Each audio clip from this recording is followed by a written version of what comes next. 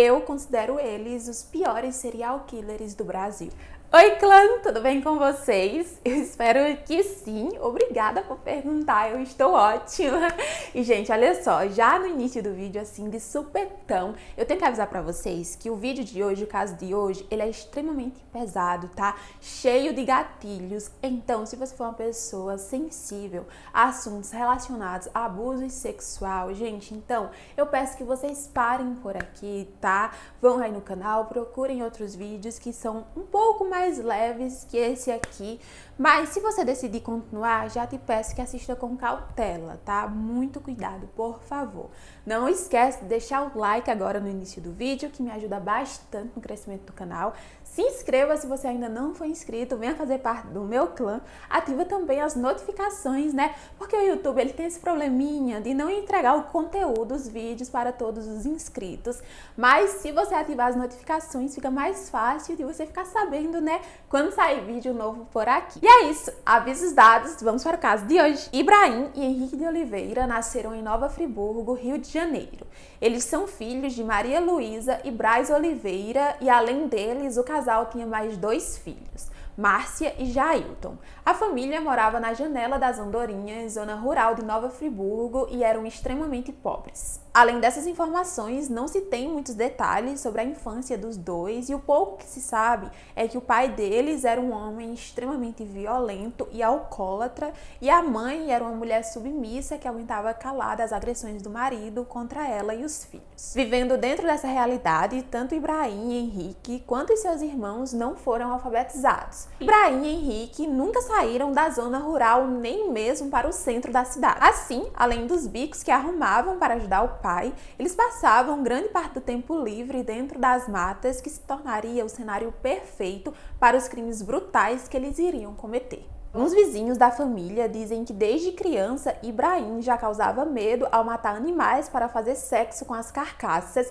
e que os irmãos eram vistos como homens selvagens, brutais e sem empatia. A mãe dele revelou em uma entrevista que ela e a filha mais nova já tinham sido estupradas pela dupla e que a irmã dele chegou a engravidar de Ibrahim, mas acabou abortando para não ter a sina de ser mãe de um filho do irmão. No dia 15 de fevereiro de 1991, o corpo de uma mulher chamada Eliana Macedo Xavier, de 21 anos, foi encontrado no meio da mata. Ela estava desaparecida há uma semana. O corpo da vítima já estava em um alto nível de decomposição e uma de suas pernas tinha sido devorada por animais selvagens. Ao lado dela foi encontrado seu RG, um crucifixo e a calcinha também rasgada. Ela foi abusada e depois foi morta, estrangulada com um fio de arame. Tudo ficou ainda pior quando a polícia descobriu que o corpo de Eliana tinha sofrido necropsia.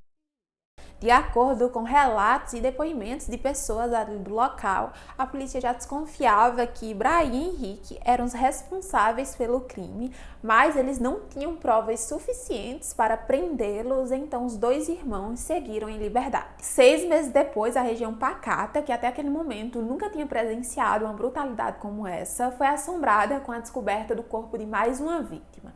Ela se chamava Norma Cláudia de Araújo, uma estudante de 11 anos de idade. O corpo dela foi encontrado na mesma mata que o de Eliana, na verdade, bem próximo. Além disso, ela tinha sofrido as mesmas violências e um arame foi encontrado sobre o pescoço da adolescente. Os familiares da garota apontaram o lavrador Antônio Carlos Laranjeiras, que dizia ser namorado de Norma, como responsável pelo crime. Mas a polícia já tinha outros nomes na mira, já que Eliane e a adolescente sofreram as mesmas violências. Tudo indicava que os crimes foram cometidos pela mesma pessoa. Então a polícia levou os irmãos Oliveira para interrogatório e não demorou muito para Ibrahim confessar o crime. Ele disse que agiu sozinho, que matou e abusou apenas de Norma, mas que não tinha tirado a vida de Eliana. Ele disse que matou a adolescente porque ela tinha dito que não gostava de negro, mas vale ressaltar que Norma também era negra. Ibrahim tinha 16 anos quando foi julgado pelos crimes e internado no Instituto Padre Rafael, na Ilha do Governador, até completar 18 anos. Ao ser liberado, a assistente social Rosa Maria de Oliveira disse em uma reportagem para um jornal local que Ibrahim tinha mudado para pior. Ela disse que ele não era mais um jovem doente e ignorante. Segundo a assistente social, o olhar dele era mais frio. Ele tinha aprendido muita coisa errada com os outros internos e com certeza iria colocar em prática. Rosa ainda ressaltou que os dois irmãos ainda iam dar muita dor de cabeça e ela estava certa. Ibrahim voltou para casa no final de 1994 para a infelicidade da família, que tinha muito medo dele. Segundo a família, antes de reencontrar Ibrahim, Henrique era um rapaz calmo e não apresentava perigo. Mas tudo isso mudou depois do retorno do irmão. Menos de 5 meses depois, os corpos voltaram a ser descobertos. O modus operandi era o mesmo. Atacavam mulheres negras quase sempre na parte da tarde. Usavam arames e foices, mas evitavam machucar o corpo das vítimas do pescoço para baixo para preservar e praticar necrofilia. Eles também levavam objetos pessoais das vítimas para colecionar. As calcinhas eram as peças preferidas da dupla de serial killer. Como as vítimas eram todas mulheres negras, a polícia e a imprensa chegaram a mencionar que os crimes tinham motivações raciais. Na tarde de 27 de fevereiro de 1995, durante o carnaval, João Carlos e a sua esposa Elisete foram para uma cachoeira que ficava na Janela das Andorinhas. Como era um período de muita movimentação na cidade, eles queriam um lugar mais calmo e por isso escolheram um local para passar a tarde e relaxar. Elisete estava dormindo nas pedras ao lado da cachoeira enquanto seu marido nadava, até que João notou que um homem estava em cima de sua mulher enquanto ela dormia.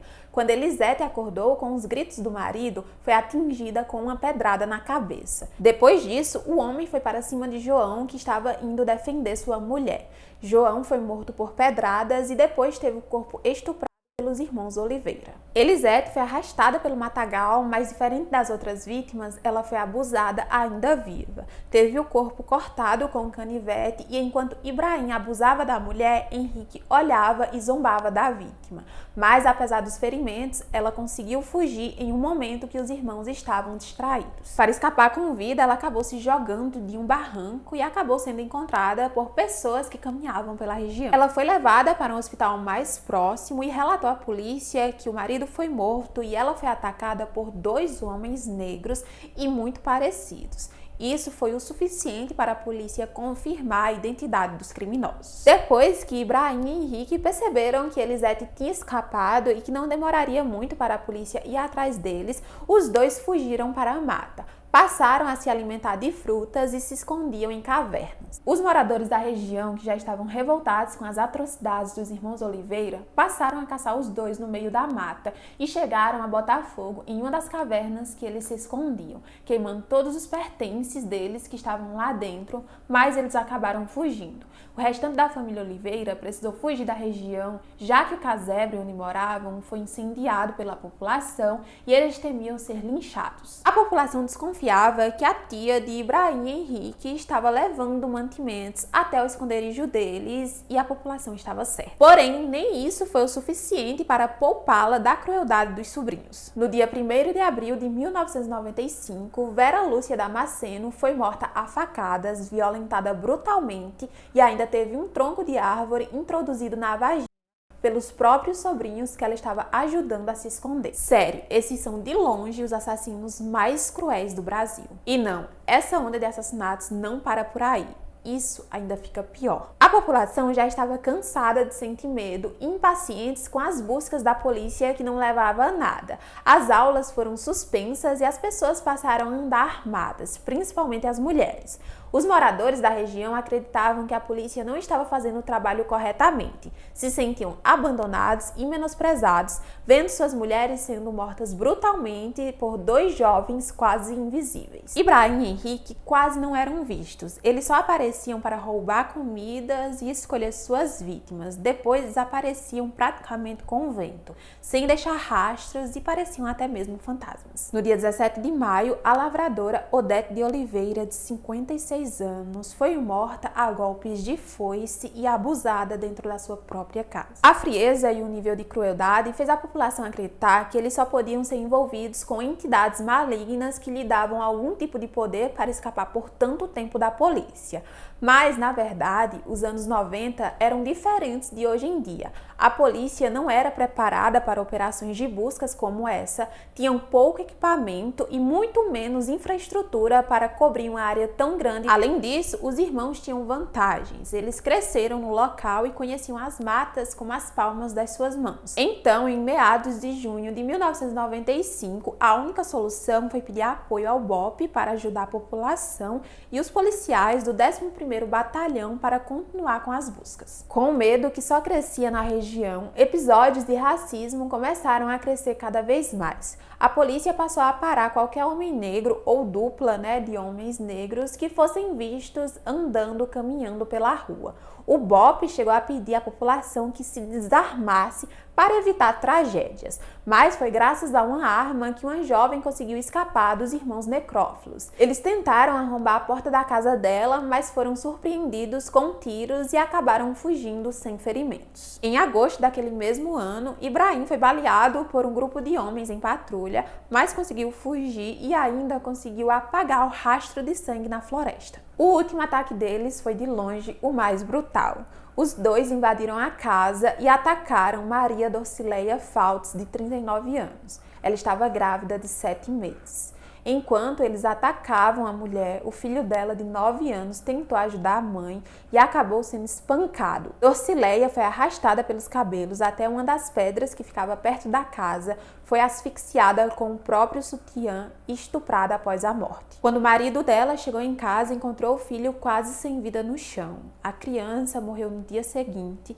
e a mãe dele foi encontrada na segunda-feira pelo marido e um grupo de homens. Essas últimas mortes revoltaram ainda mais a população, que já não aguentava mais tanta brutalidade. A história dos irmãos necrófilos ganhou repercussão nacional e uma recompensa de R$5.000 foi oferecida pelo prefeito de Nova Friburgo. Mas os moradores diziam que nem todo o dinheiro do mundo iria impedir que eles fizessem justiça com as próprias mãos se tivessem oportunidade. Com a repercussão do caso, mais 200 policiais do BOPE foram enviados à cidade com cães farejadores. No dia 16 de dezembro, Ibrahim foi visto perto de um sítio pelo lavrador César de Araújo Pinto, que tratou de chamar o BOPE para montar uma tocaia. Percebendo toda essa movimentação, o assassino ainda tentou atacar o lavrador, porém foi interrompido pelo BOPE, que desferiu 5 tiros contra ele e, por incrível que pareça, ele ainda conseguiu fugir, mas dessa vez gravemente ferido. A polícia perseguiu ele pela mata e 2 horas depois o corpo dele foi encontrado sem vida. Ibrahim tinha apenas 19 anos e era responsável por uma série de assassinatos brutais. Segundo as notícias da época, ele estava com o corpo depilado e vestia uma calcinha. Henrique não foi encontrado e muita gente acreditava que o próprio Ibrahim tivesse matado o irmão, já que, de acordo com o depoimento das vítimas que sobreviveram, quem matava era Ibrahim e Henrique só assistia. A notícia da morte do assassino se espalhou muito rápido pela cidade e a população chegou a tentar invadir o IML para esquartejar o corpo de Ibrahim para garantir que ele continuasse morto. Dias depois, após o reconhecimento da mãe, o corpo de Ibrahim foi sepultado como indigente no cemitério público Esperança, em Itaboraí. Nenhum familiar compareceu ao enterro.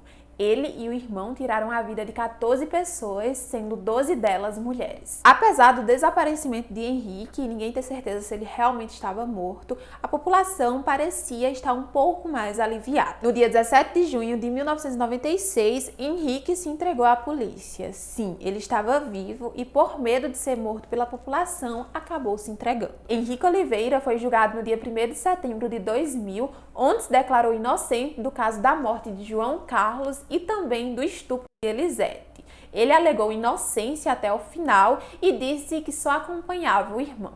Henrique passou por exames psiquiátricos e foi considerado são. Ele não foi processado pelos outros assassinatos por falta de provas que ele realmente matava as mulheres ou apenas assistia a tudo. Henrique Oliveira foi condenado a 34 anos de prisão depois de um julgamento que durou 16 horas. Mas, como estamos no Brasil, vocês já sabem o que eu vou dizer a seguir, né? Apesar de toda a crueldade e brutalidade envolvida nesse caso, Henrique não cumpriu nem metade da pena. Em liberdade, ele se envolveu com drogas e foi preso novamente depois de tentar entrar em um presídio com essa dessas substâncias. Ele foi condenado a 7 anos de prisão e até hoje ainda cumpre a pena. O caso dos irmãos necrófilos foi avaliado pelos psiquiatras forenses na época como loucura 2, no qual sintomas psicóticos são compartilhados por duas pessoas, normalmente familiares ou amigos. Na avaliação dos psiquiatras, Ibrahim era a cabeça psicótica dos crimes, enquanto Henrique poderia sofrer de algum retardo mental. E apesar de sempre serem citados como dois jovens ignorantes e analfabetos, as estratégias que eles usaram durante um ano para fugir e despistar a polícia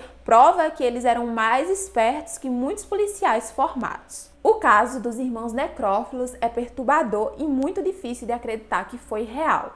Esse é, na minha opinião, o pior caso de serial killer do nosso país. E aí, o que vocês acharam do vídeo de hoje? Sério, gente, esse caso é absurdo. Eu não consigo compreender o que leva um ser humano, na verdade dois seres humanos, na verdade um ser humano a fazer uma coisa dessas. Sério, até hoje eu ainda tento, a minha mente ainda tenta absorver, digerir todas essas informações, porque é muito complicado. Então já deixa aqui a sua opinião nos comentários, pode deixar informações também que agreguem, tá, no vídeo, que eu vou gostar muito de ler e de saber. Não esquece de deixar o like no vídeo, que é muito, muito importante. Se inscreva se você ainda não foi inscrito, venha fazer parte do meu clã. Não esqueça de ativar as notificações, me segue lá no meu Instagram pra gente ficar mais pertinho um do outro.